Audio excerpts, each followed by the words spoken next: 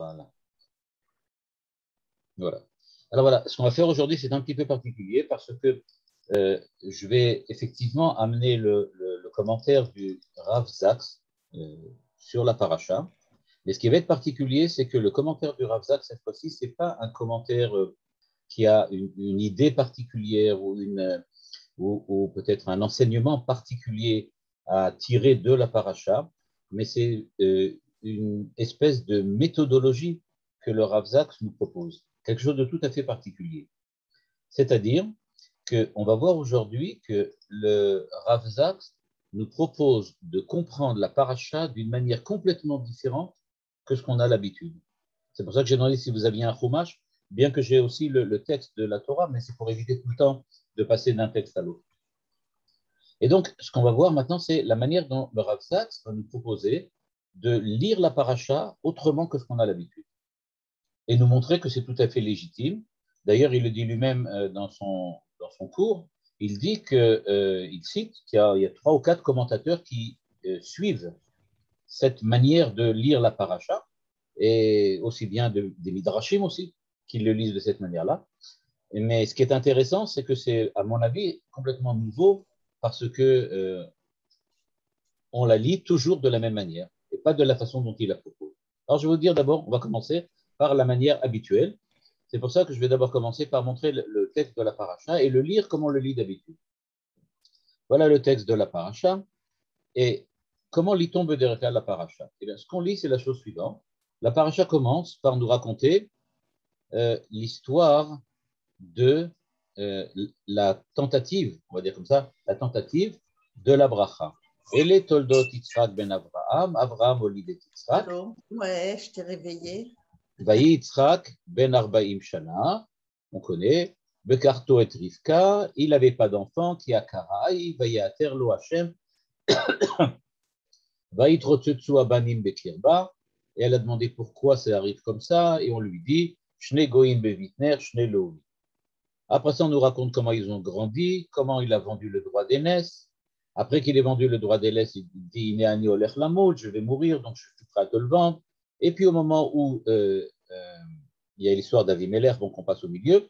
Puis après ça, on revient sur l'histoire de la bracha, et on voit que Rivka entend que que Yitzhak va donner la bracha à Esav. Elle fait tout un stratagème, elle déguise Yaakov. Yaakov se présente devant Yitzhak. Yitzhak est confondu par le stratagème de Rivka. Il accepte de donner la bracha à Yaakov. Yaakov revient, s'en va. Esav revient. Et au moment où il revient, il découvre qu'on lui a volé sa bracha et il n'est pas du tout content. Et il décide de tuer Yaakov. Et à la suite de cette décision de meurtre, Yaakov doit quitter très rapidement la maison, il s'enfuit chez Lavan et il reçoit, avant de partir, la bénédiction de son père, de sa mère, et il s'en va. Et la semaine prochaine, on n'entendra plus parler de Yitzhak jusqu'à la fin des temps. C'est terminé, Yitzhak a terminé plus ou moins son rôle. Juste au moment où on l'enterre, on rappelle qu'il est mort et qu'on l'enterre, mais c'est terminé. Et tout passe avec l'histoire de Yaakov, et ensuite on verra l'histoire de Yosef. Donc, quand on lit cette paracha-là, eh bien, on lit en général donc le stratagème. On regarde la chokhma de Yaakov et la chokhma de Rivka qui ont opéré toute une combine pour rouler Yitzhak et le faire bénir Yaakov et pas le faire bénir Esav.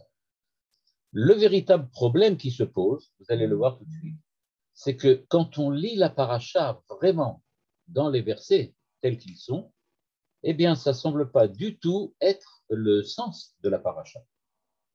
Ce n'est pas du tout ça. Pourquoi? Parce qu'il est possible de lire dans la paracha quelque chose de différent. Et je vais vous montrer maintenant la manière dont le Rav Zaks propose de la lire. Voilà, ça c'est le texte de la paracha. Et on va commencer maintenant par lire ce qui s'est passé au moment où Esav revient après avoir été cherché donc l'animal qu'il a ramené, chassé l'animal pour en préparer un plat pour son père. Il a donc préparé le plat comme son père lui a demandé.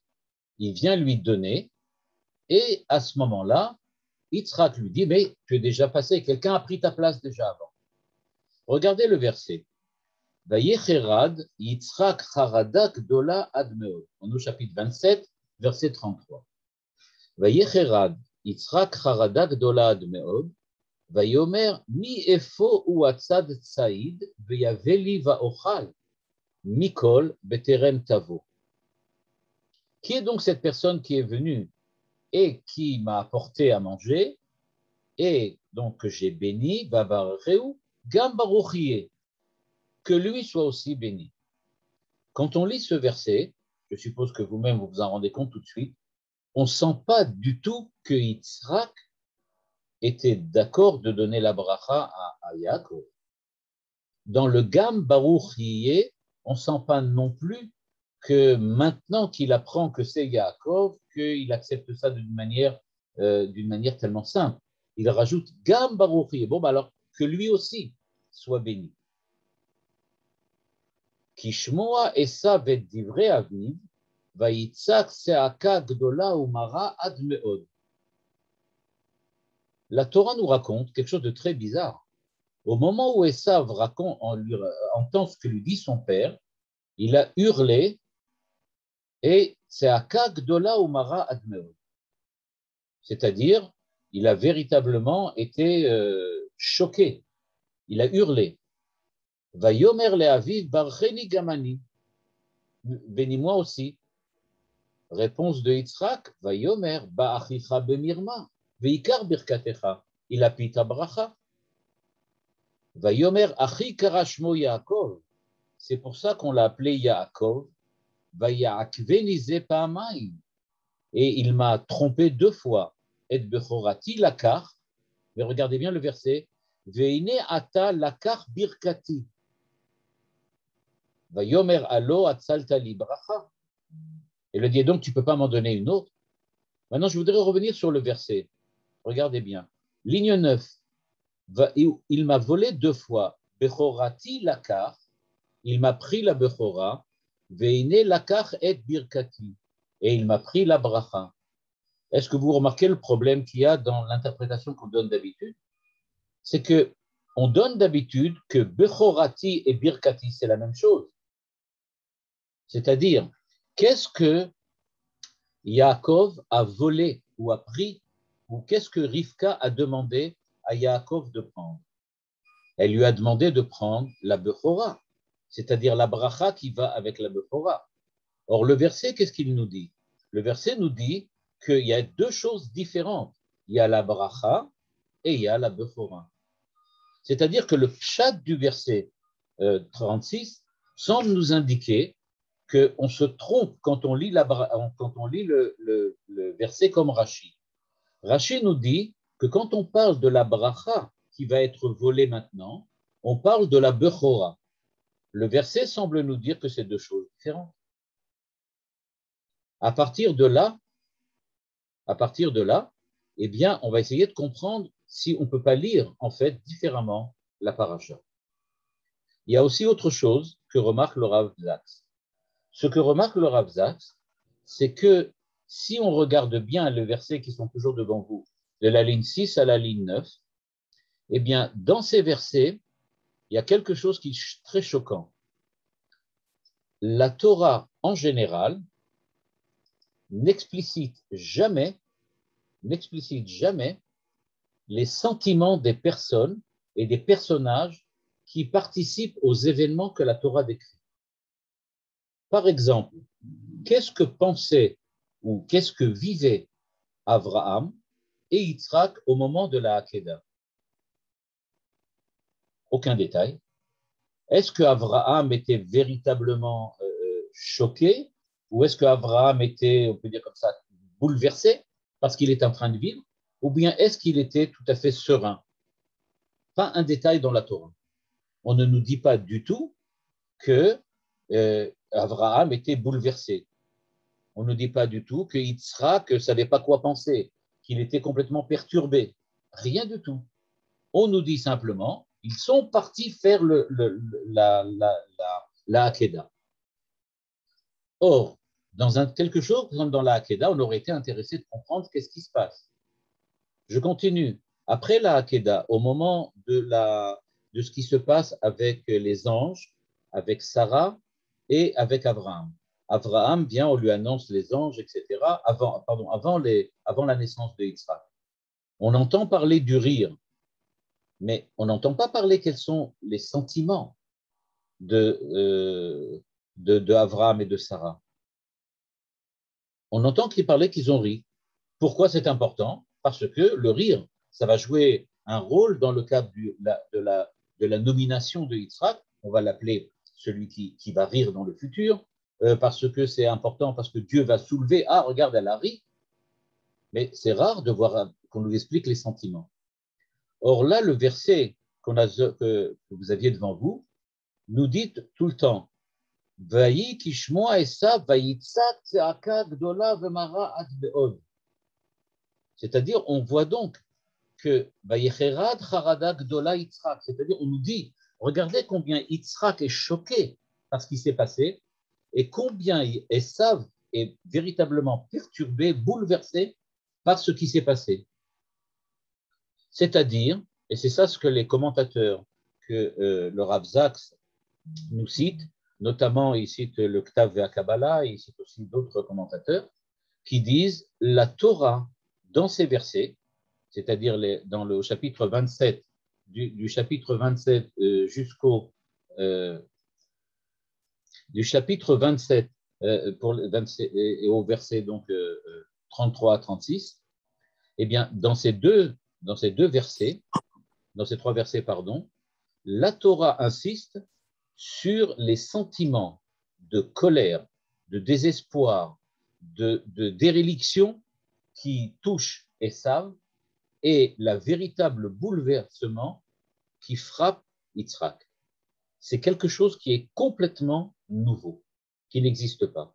Ça vient donc indiquer qu'il ne s'agit pas du tout de la description simplement des sentiments de Esav et des sentiments de Yitzhak. Ce n'est pas ça que la Torah veut nous montrer, parce qu'en général, elle ne le fait pas. Si elle nous raconte tous ces bouleversements, c'est pour nous dire quelque chose de beaucoup plus important.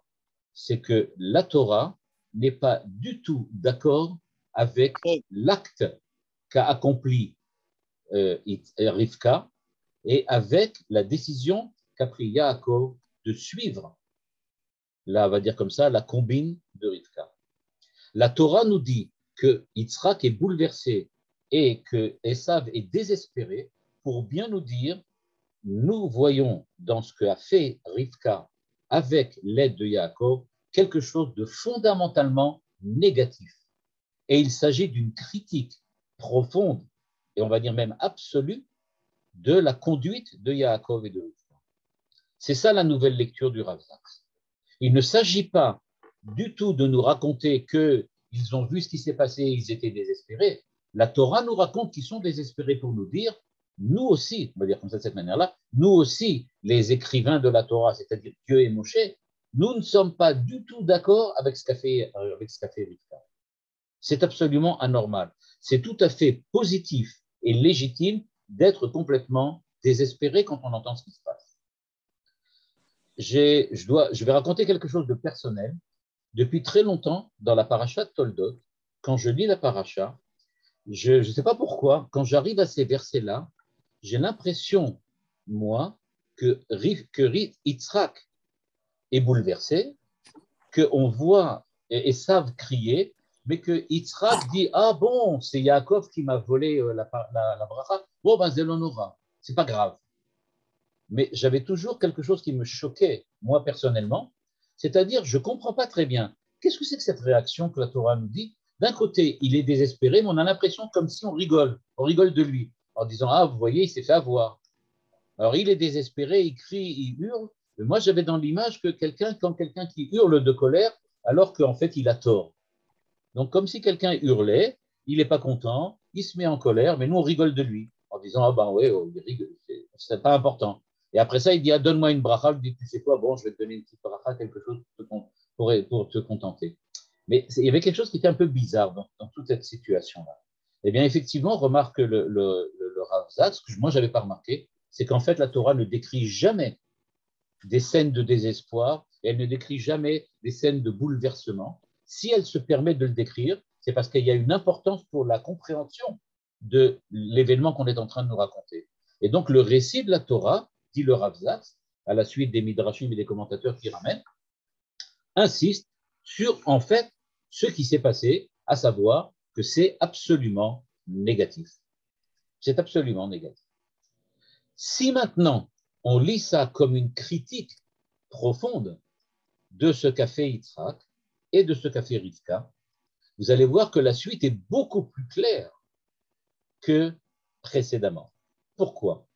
Parce que si on voit maintenant la suite de l'histoire, eh bien, ce que l'on voit, c'est que Yaakov part de chez lui. Combien de temps il part? 20 ans. Il part 20 ans. Lui-même, quand il est là-bas chez Lavan, va devoir subir la combine et, on va dire comme ça, l'escroquerie de Lavan. Lui, Yaakov, a escroqué Yitzhak, il a escroqué Esav, et maintenant, il va subir Mida Keneged Mida, ce qu'il a fait à Esav et à Yitzhak, lui-même. Et donc, regardez ce qui se passe. Au chapitre 29, si vous l'avez devant vous, versets 25-26. Yaakov se plaint auprès de Lavan et lui dit, pourquoi tu m'as trompé? Pourquoi tu m'as roulé?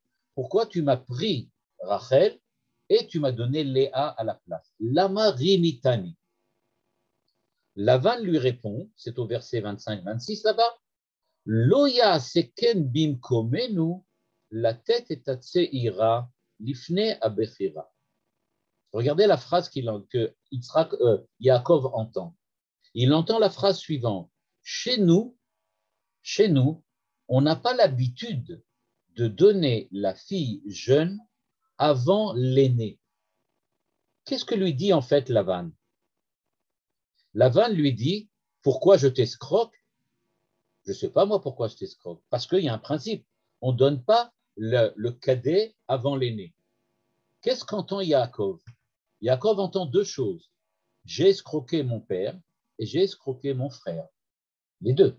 J'ai trompé mon père en me faisant passer pour mon frère et j'ai trompé mon frère. Pourquoi? Parce que j'étais le cadet et que j'ai pris la place de l'aîné. Et qu'est-ce que lui dit Lavan? Chez nous, on n'a pas l'habitude de faire ce genre de choses. Donc Yaakov, qui n'est pas aveugle ni sourd, comprend tout à fait ce qui est en train de se passer. Et c'est ça ce que relève le Rav Zak.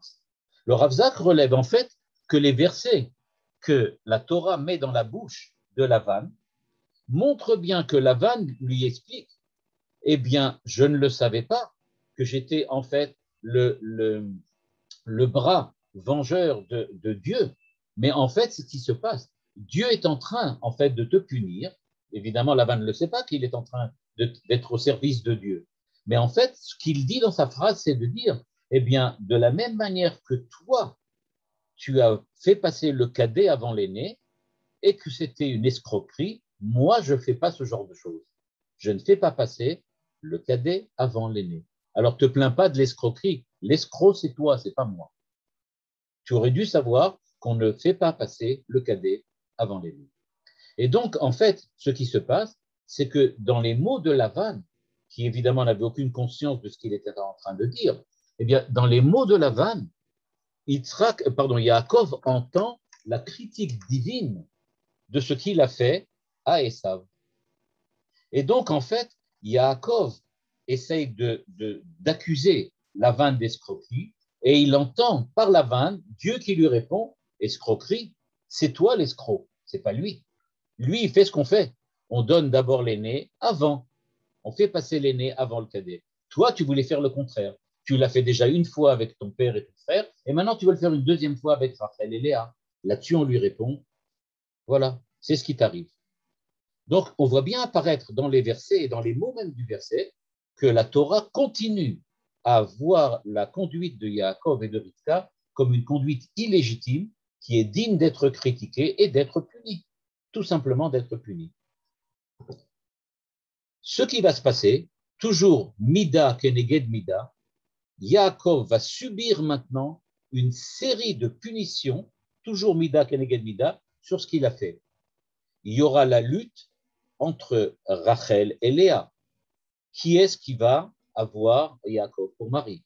Il va avoir la lutte entre les enfants de Rachel et Léa pour savoir qui va avoir la prépondérance dans la famille. Regardez combien, nous dit le Rav Zaks, regardez combien l'escroquerie,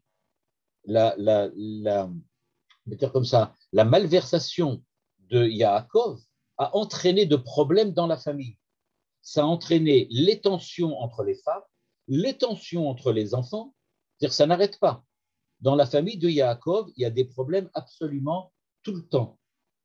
Au moment où, beaucoup plus tard, Yosef, à cause de la lutte entre les enfants, va être vendu aux Égyptiens, bon, avec tous les épisodes que l'on connaît, etc. Regardez qu'est-ce qui se passe. Yaakov lui-même est trompé, encore une fois, on va se dire de cette manière, encore une fois, mais cette fois-ci par ses enfants. De la même manière que lui a trompé Yitzhak en mettant une peau d'animal, cette fois-ci, on lui amène un habit taché de sang en lui disant « Regarde, voilà l'habit de ton fils ». C'est-à-dire que ce que la Torah nous montre bien tout au long de l'histoire de Yaakov, c'est qu'il est puni toute sa vie de ce qu'il a fait à Esav et de ce qu'il a fait à Yitzhak. Et donc, nous dit le Rav Zaks, quand on lit le Pérouche comme on a l'habitude de le lire, tel que Rashi et les Chachamim nous le présentent, enfin les Chachamim que Rashi a choisi, eh bien on a l'impression que, heureusement que Yaakov a fait ce qu'il a fait, il a récupéré la bracha qui lui revenait. Nous dit le Rav Zaks, il est possible de lire, à la suite des Midrashim qu'il cite et des commentateurs qu'il ramène, il est possible de lire ça d'une manière complètement différente.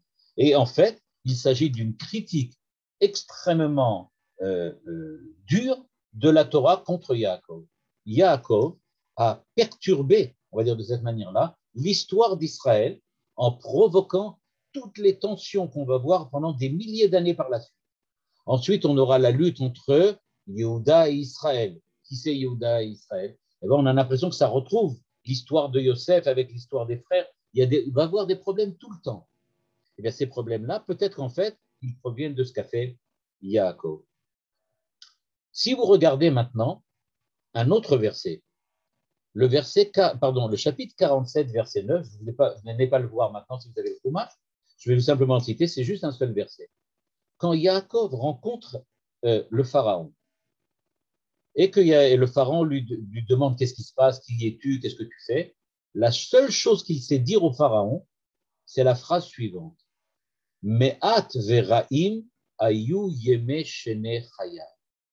Me'at veraim. Imaginez, Yaakov rencontre le plus grand, on va dire comme ça, le plus grand tyran, le plus grand roi, le plus grand empereur de l'époque.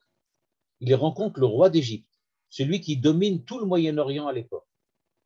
Et il rencontre une telle personnalité, et la seule chose qu'il a à lui dire, quand on lui demande qui es-tu, qu'est-ce que tu fais dans la vie, il répond, ma vie est pourrie et mauvaise, j'ai eu qu'une mauvaise vie depuis le début. Nous, en général, quand on lit ce verset-là, on dit, bon, il ne veut pas avoir de contact avec le pharaon, donc il lui dit, c'est pas la peine d'essayer qu'on fasse quelque chose ensemble. Moi, je suis pas dans ton monde, je veux autre chose. Moi, je vis quelque chose de différent que toi tu vis. Le Rav Zaks nous dit, non, c'est pas ça du tout. Oui, c'est pas ça du tout. Ce que dit Yaakov, c'est la chose suivante. J'ai été puni toute ma vie pour mes erreurs. J'ai été puni toute ma vie pour mes erreurs. J'ai une mauvaise vie. Voilà. C'est-à-dire, dit-il, j'ai trompé mon père, j'ai trompé mon frère, et j'en subis véritablement les conséquences. Toute ma vie, j'ai subi les conséquences. Et donc, il dit au pharaon, fais très attention, fais pas de la ramaout, ne fais pas des choses ne fais pas de l'escroquerie, parce que en fait, on paye très très cher pour ce genre de choses. Que fait maintenant, qu'est-ce qu'on va faire d'après cette lecture du Rav Zaks? Alors avec les premiers versets de la paracha. Je reviens sur les premiers versets 22 et 24. Au moment où on nous raconte, donc toujours au même chapitre, 37, on nous raconte que Rivka est enceinte. Alors, je vais vous montrer les versets cette fois-ci. Et dans ces versets, regardez, voilà, vous avez les versets maintenant devant vous. Vayitrotsetsu abanim bekirba. Vayitrotsetsu abanim bekirba. Donc, elle a les enfants qui bougeaient beaucoup. Vatomer inken lamazé anochi vateber lidrosh et Hashem. Elle est donc partie demander à Dieu prophétique. On dit, elle est partie chez Shem Ve'ever pour leur demander qu'est-ce que ça veut dire ça? Pourquoi je souffre tellement durant la période où je suis enceinte, durant ma grossesse? Vayomer Hashem la shne goïm bevitner ou shne leomim ime'ayef ipareh. Tu as dans le ventre deux peuples qui vont lutter entre eux et qui vont se séparer. Regardez la phrase que tout le monde connaît. Où le homme mille homme ye'ematz, et chacun d'entre eux va essayer de dominer l'autre, de Rav Ya'avod Sa'ir, et Rav l'aîné, Ya'avod Sa'ir, va servir, va être l'esclave Sa'ir du jeune. Vaïm le ou Yamea la Ledet, elle a terminé les 9 mois de la grossesse, et effectivement, il est né deux jumeaux. Évidemment, elle ne pouvait pas le savoir à l'avance parce que ils n'avaient pas de possibilité de vérifier ce qu'il y avait dans le ventre. Regardez l'interprétation que nous avons l'habitude. Je lis maintenant le texte du Rav Zaks, 32, ligne 32. La Torah nous dit Verav Ya'avod Sa'ir. L'aîné, Rav Ya'avod Sa'ir, va servir, donc va être l'esclave du jeune. Nous dit le Rav Zaks, en ivrite, on peut le lire autrement. Et ça, c'est un chidouche, je dis franchement, un éclair de génie du Rav Zaks, auquel j'avais personnellement jamais pensé. J'ai toujours lu Rav Ya'avod Sa'ir, que celui qui est l'aîné va servir Ya'avod, il va travailler Sa'ir pour le Tsaïr. Mais en ivrite, on peut très bien dire comme ça, Verav est l'aîné Ya'avod ad Sa'ir. Le Tsaïr va servir, va être l'esclave, va être au service d'eux. C'est-à-dire, en hébreu, on peut très bien dire de cette manière-là, Verav est celui qui est l'aîné, Ya'avod ad Sa'ir. Il sera servi par le Tsaïr. C'est-à-dire qu'on peut très bien lire le sens de la prophétie qu'elle a reçue à l'inverse de ce qu'elle a lu. C'est-à-dire que du point de vue grammatical, c'est tout à fait juste et légitime. On peut très bien lire le verset de deux manières. Comme on a l'habitude de le lire, l'aîné servira le cadet, mais on peut le lire aussi, et l'aîné sera servi par le cadet. Ça se lit de la même manière exactement. C'est tout à fait légitime. Et donc, nous dit le Rav Zaks, elle n'a pas compris ce qu'on lui a dit. Elle a peut-être cru, regardez bien, elle a cru que ce que disait le verset, c'était que, enfin le verset, c'est-à-dire la prophétie de Shem Ve'ever, ce que disait la prophétie de Shem Ve'ever, c'était que la prophétie lui apprenait que l'aîné devrait être au service du jeune, mais en fait, elle n'a pas bien lu, elle n'a pas bien compris. En fait, c'était le jeune qui doit être au service de l'aîné. Et c'est pour ça qu'on appelle ça, nous dit le Rav Zaks, Frida. C'est-à-dire que quand il y a une prophétie, il faut savoir que ce n'est pas toujours très, très, très clair. Il y a des fois, c'est ambigu. C'est un peu, c'est pas aussi limpide que ça en a l'air. Et donc, c'est pour ça qu'elle n'a pas véritablement compris. Donc, maintenant, en lisant cette manière-là, comme nous propose le Rav Zaks, on a déjà commencé à comprendre que rien dans la paracha ne vient soutenir de façon absolue l'idée que Rivka et Yaakov ont agi de manière légitime.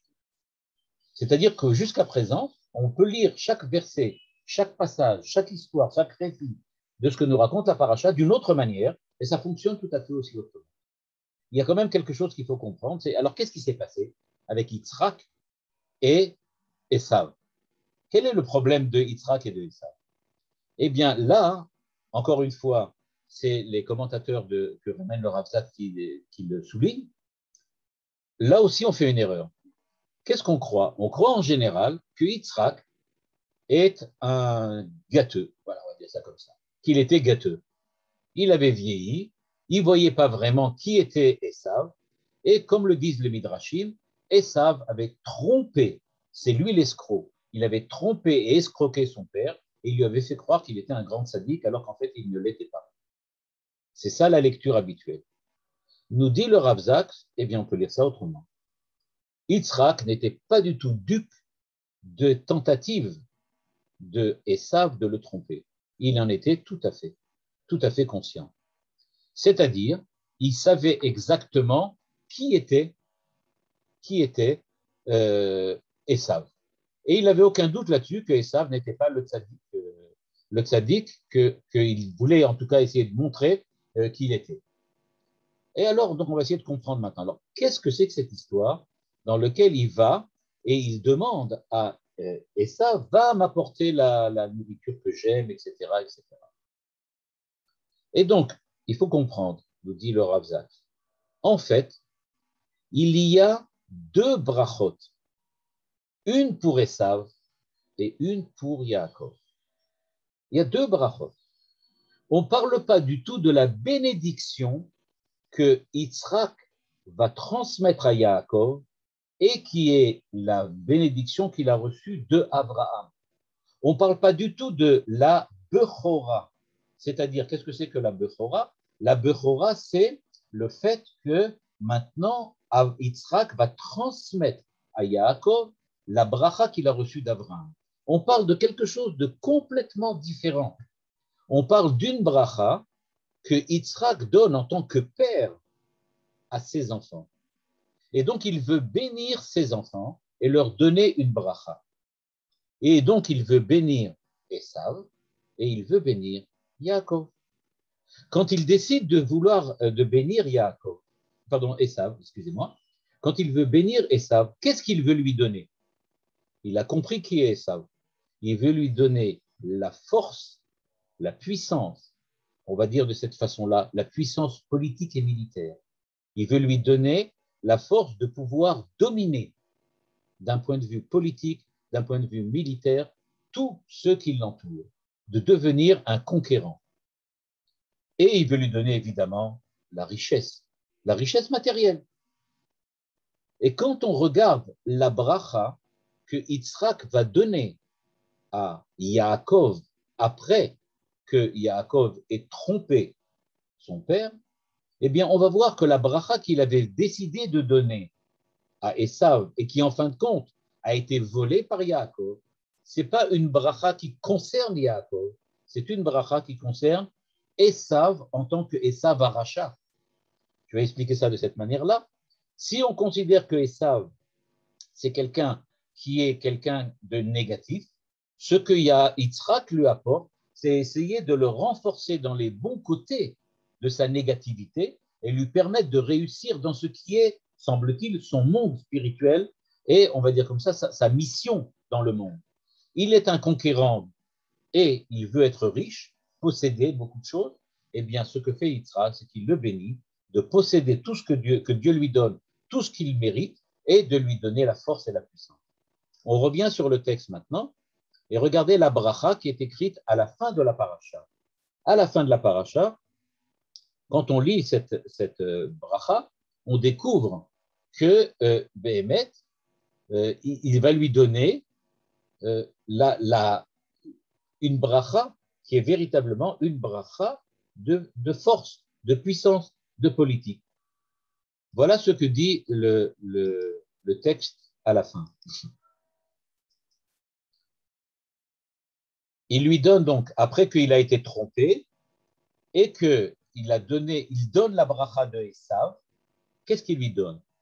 Ve'iten lecha ha'elokim mital ha'shamayim mishmanei ha'aretz berov dagan v'tirosh.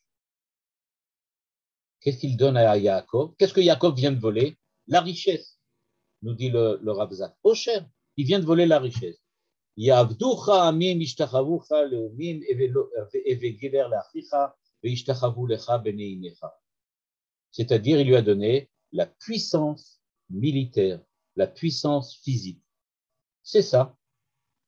C'est pas du tout la bracha d'Abraham. La bracha d'Abraham, c'est sur le Eretz Israël. La véritable bracha dont on parle, Bechora, c'est le Bechor qui va hériter d'Eretz Israël. Là, il n'y a pas un mot sur Eretz Israël. La bracha que Yaakov a volée, c'était en fait une bracha personnelle que Yitzhak voulait donner à Esav pour qu'il réussisse dans ce que Esav pensait être son rôle dans l'histoire, à savoir conquérir tout le monde et devenir puissant. C'est ça ce que Yitzhak lui a donné. La véritable bracha dont on parle, la Bechora, c'est-à-dire que Abraham va hériter de la terre d'Israël. Et donc, en fait, ce qui s'est passé, c'est que Yaakov a volé la bracha qui est la bracha de Esav, mais pas celle qui lui revient. Et donc, il n'y a aucune légitimité à la combine qu'a fait Rivka de voler la bracha d'Abraham, puisqu'en fait, ça ne lui revient pas. La bracha de Esav, puisqu'en fait, ça ne lui revient pas. Et donc, regardez ce qui se passe ensuite. Quand, à la fin de l'histoire, on arrive au moment où on a découvert que Yaakov a volé la bracha et que Esav a décidé de le tuer, Rivka dit à Yaakov, enfuis-toi chez Lavan, pars chez Lavan. Un dernier moment, il passe chez Yitzhak et alors regardez brusquement quelque chose de complètement incompréhensible. Nous dit le Rav Zak, ligne 9. Yitzhak birech et Yaakov, brachat zo, la bracha d'Abraham, leachar miken, kaasher hu amad latzet lechutz laaretz. C'est-à-dire la bracha d'Abraham, qui est la bracha de l'héritage de la terre, ça, c'était la bracha de la Bechora, ça, c'est la bracha que Yitzhak n'a jamais eu l'intention de donner à Esav. Il n'a jamais voulu donner à Esav la terre d'Eretz Israël, c'est-à-dire, on va dire comme ça, d'être l'héritier spirituel d'Abraham. Il était bien évident que lui, Yitzhak, était l'héritier d'Abraham et pas Ishmaël, et il est bien évident pour Yitzhak que l'héritier, son héritier véritable, c'est Yaakov et pas Esav. Et voilà ce qu'il lui donne. Ve'el Shaddai yevarech otra v'yafrecha v'yarbecha va'ita leka'al amin. Comme il a été dit à Abraham qu'il va être Av Le'umim. C'est-à-dire, il répète la bracha d'Abraham. Et ensuite, il dit Ve'iten lecha et birkat Abraham lecha ulzaracha itra ulerichtecha et haaret megubecha asher natan Elohim le'Abraham. Zotomeret, qu'est-ce qui s'est passé? Au moment où Esav essaye de tuer Yaakov et que Yaakov est obligé de s'enfuir, alors Yaakov reçoit la véritable bracha pour laquelle Rivka et Yaakov ont fait une combine en pensant que c'est ça que Yitzhak allait dire à Esav. Ce qui s'est passé, c'est qu'il y a eu un quiproquo. Quand elle a entendu Rivka que Yitzhak allait bénir Esav, eh bien, elle a cru qu'il allait nommer Esav l'héritier de la bracha d'Abraham, c'est-à-dire devenir celui qui va guider les nations et celui qui va recevoir Eretz Israël comme tremplin pour pouvoir ensuite transmettre aux hommes une Torah universelle. Et donc, ce qui s'est passé, c'est que Rivka s'est tout simplement trompé. Yitzhak avait tout à fait compris ce qui se passait et il n'était pas gâteux du tout. Il n'avait jamais eu l'intention de donner à Esav d'être l'héritier d'Abraham. Ce qu'il avait prévu de lui donner, c'est une bracha, quelque chose qui lui donne de la puissance dans ce monde-ci. Et c'est ça ce que Yaakov a volé. C'est-à-dire qu'il a volé quelque chose qui ne le revenait pas. La bracha de Esav revenait à Esav et pas à Yaakov. Donc ce qu'a fait Yaakov à cause de Rivka, eh bien en fait, c'était un vol qualifié. Et il en a été puni extrêmement sévèrement. Il a été trompé par Lavan. Ses enfants étaient en lutte les uns contre les autres. Ses femmes étaient en lutte les unes contre les autres. Et donc, rien n'a marché à cause de cela. Rien n'a marché à cause de cela. Et ce qui est d'autant plus important, c'est que grâce à cette interprétation du Rav Zaks, et lui-même le souligne, on va brusquement comprendre quelque chose, encore une fois, de différent. C'est la semaine prochaine. Vaishlach Yaakov Malachim el Esav Achiv, etc. Esav va lutter avec l'ange de Yaakov, Yaakov va lutter avec l'ange de Esav, et ensuite il va lui envoyer des cadeaux. C'est-à-dire, qu'est-ce qui s'est passé? Au moment où Yaakov lutte contre l'ange, en fait, ce qu'on nous montre, c'est que Yaakov arrive à vaincre cette espèce de complexe de malédiction qui le frappe depuis le jour où il a volé la bracha de Esav. Il a compris qu'il faut absolument obtenir le pardon de Esav. Et toute la paracha de la semaine prochaine, le début de la paracha, dans lequel on voit Yaakov se prosterner devant lui, quand Yaakov lui offrir et lui donner ce qu'il a, et toutes sortes de cadeaux, et des cadeaux extrêmement importants, parce que Esav en est conscient, qu'on lui donne quelque chose, eh bien tout cela, c'est pour demander pardon à Esav et rendre à Esav, écoutez bien, rendre à Esav ce qu'il lui a volé. Qu'est-ce qu'il a volé à Esav? Il a volé la richesse et la puissance. Et donc, quand il rencontre Esav, il raconte à Esav deux choses. Esav lui demande, mais qu'est-ce que tu m'as envoyé là? Toutes ces richesses que tu as envoyées, c'était quoi? Eh bien, lui dit Yaakov, écoutez bien, Karna et birkati asher ebeti lecha, qui est Elohim chanani veyesh li kol. C'est-à-dire que de la semaine prochaine, qu'est-ce qu'il dit à Esav?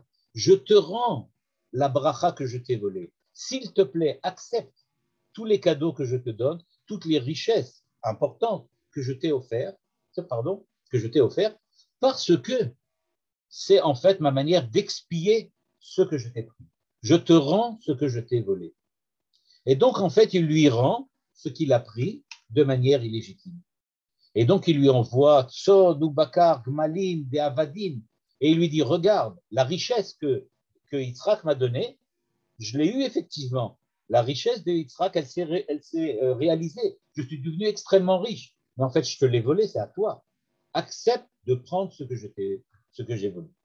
Et donc, quand dans la bracha, Yitzhak lui a dit que la bracha que Yitzhak a donnée à Yaakov, donc il a dit que voilà, tes frères vont se prosterner devant toi. Eh bien, Yaakov, lui, se prosterne devant Esav et lui dit, tu sais quoi? C'est moi qui me prosterne devant toi. Tu mérites que tes frères se prosternent devant toi. Voilà, moi, je me prosterne 7 fois devant toi. C'est-à-dire, en fait, Yaakov rend à Esav ce qu'il lui a volé. Je t'ai volé la souveraineté, je te la rends, je suis ton esclave. Je t'ai volé la richesse, je te les rends. Voilà, tout ce que Dieu m'a offert, je te le donne. C'est à toi maintenant. Puisque je l'ai eu de manière illégitime, puisque je l'ai volé, eh bien voilà, je te les rends. Et donc, d'après cette interprétation, donc, Yaakov rend les brachot. Et c'est pour ça qu'il dit Karna et birkati asher ebeti lech. Je te rends la bracha. Il lui dit pas je te rends Eretz Israël. Cette bracha-là, il lui rend pas. Il lui dit je te rends deux choses, la richesse et la souveraineté et la puissance. Et donc, je t'ai rendu ce qui te revient. Maintenant, tu me laisses tranquille. Et c'est pour ça, la semaine prochaine, quand Esav lui dit, tu sais quoi, maintenant qu'on a fait la paix entre nous, maintenant que tout s'est arrangé, elle est bien, voilà, on va ensemble maintenant. Alors là, lui dit Yaakov, regarde, ça, c'est pas prévu dans le scénario. Le scénario, c'est que je te rende ce que je t'ai fait de mal, mais ce que Yitzhak m'a béni, moi, notre père, m'a béni, moi, Yaakov, d'être celui qui va être porteur du message d'Abraham, c'est-à-dire l'influence sur les nations et la possession d'Eretz Israël, ça, je ne te le rends pas. Mais qu'est-ce que lui dit Esav? Moi, je vais à Édom. Eretz Israël, ça ne m'intéresse pas. Le rôle à jouer face aux nations, ça ne m'intéresse pas. À partir du moment où tu m'as rendu ce qui me revient, c'est-à-dire la richesse et la souveraineté, le reste ne m'intéresse pas. Tu peux faire ce que tu veux et aller où tu veux. Et donc, ce qui s'est passé, c'est que la Rivka n'a pas compris, en fait, l'intention de Yitzhak. L'intention de Yitzhak n'était pas du tout de privilégier Esav aux dépens de Yaakov, c'est-à-dire d'offrir à Esav d'être son héritier spirituel, à savoir diriger les nations et posséder Eretz Israël. Ce qu'il voulait, c'est donner une bracha, d'être puissant, souverain et d'être riche. C'est ça ce qu'il voulait lui donner. Et donc, par erreur, elle s'est emparée, accaparée la bracha de Yitzhak, et comme semble-t-il, c'est ce qu'on voit en tout cas d'après le texte de la Torah, d'après la Torah, eh bien, quand Yitzhak, un tzaddik, bénit quelqu'un, eh bien, ça se réalise. Et effectivement, bien que Yaakov a fait toutes les bourdes possibles et imaginables, et a fait toutes les erreurs possibles et imaginables, en fin de compte, il est devenu riche et puissant. Et il ne le voulait pas, mais il est devenu. D'où le sait-on? Eh bien, quand il arrive en terre d'Israël et que il y a l'histoire de Dina, on voit là-bas au moment de l'histoire de Dina que les enfants de Yaakov viennent le voir en lui disant est-ce que notre sœur c'est une prostituée qu'on peut prendre comme ça et faire ce qu'on veut avec elle? Et lui répond les habitants d'Eretz Israël nous voient, nous, Israël, comme une menace.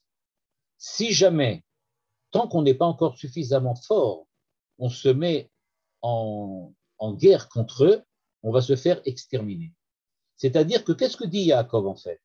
Je suis l'héritier d'Abraham. Je dois prendre possession d'Eretz Israël. Mais pour le moment, il y a des gens antipathiques qui sont là. Le jour où bien je vais me mettre en guerre contre eux, je dois être préparé à cette guerre et je dois être suffisamment puissant. C'est-à-dire, en fait, qu'est-ce que dit Yaakov? Yaakov dit, je suis tout à fait conscient qu'on va devoir lutter maintenant pour pouvoir reprendre Eretz Israël. C'est vrai. Et donc, il faut faire attention, parce que les autres là-bas nous voient comme une menace.